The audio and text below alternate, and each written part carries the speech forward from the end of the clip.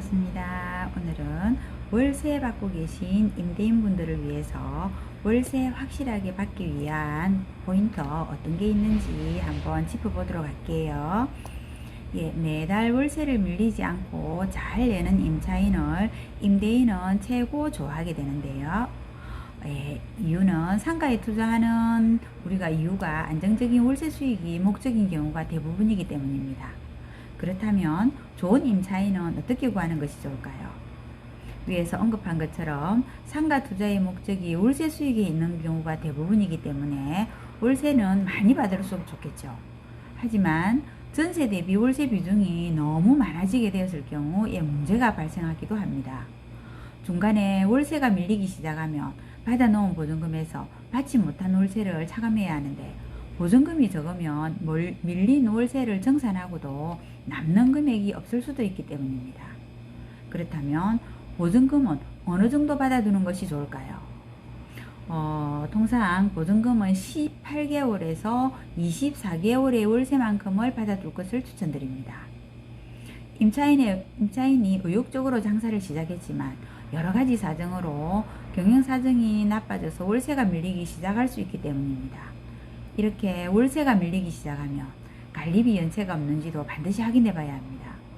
시간이 지나서 정산을 하지 않으면 안 되는 상황이 왔는데 임차인이 부담할 능력이 없어진 경우에 밀린 관리비도 임대인이 책임져야 하기 때문입니다.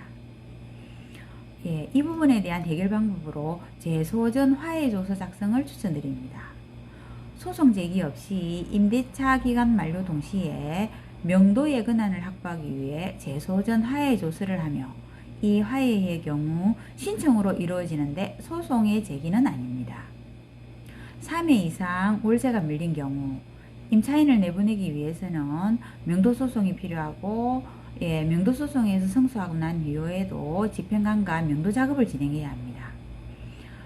그래서 이 과정에 만약에 길어지게 되면 소송의 6개월, 명도의 2개월, 합해서 8개월 정도의 시간이 걸릴 수도 있기 때문에 임대인의 손해는 이만저만 아니게 됩니다.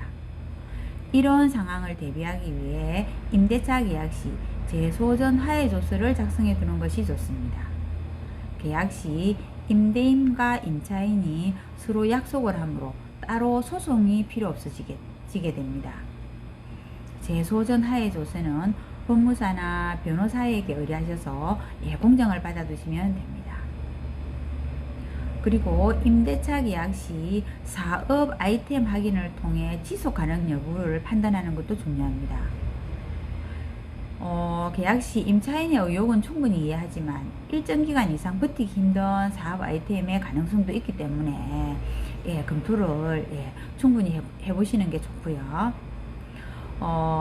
잦은 임차인의 교체는 이후 상가 임차인을 구할 때 위치가 좋지 않아서 장사가 안 되는가 라는 등으로 인식이 되기 때문에 이 부작용으로 새로운 임차인의 경우 월세를 절충해 달라는 요청을 할 수가 있습니다.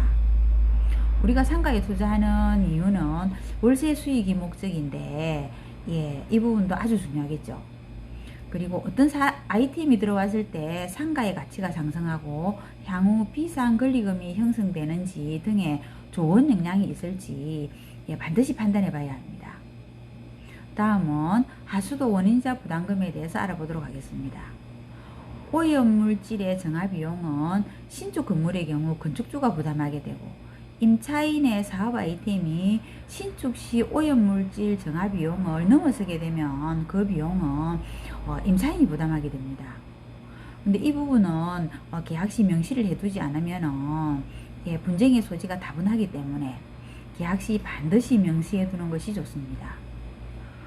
그리고 마지막으로 상가 운영의 성공을 위해서는 상권에 맞는 업종의 선택이 중요하지만, 권리금과 월세가 비싼 1급지보다 월세와 권리금은 저렴하지만 상권에 맞는 업종을 선택하는 것도 훌륭한 전략이 될 수 있겠죠. 네, 감사합니다.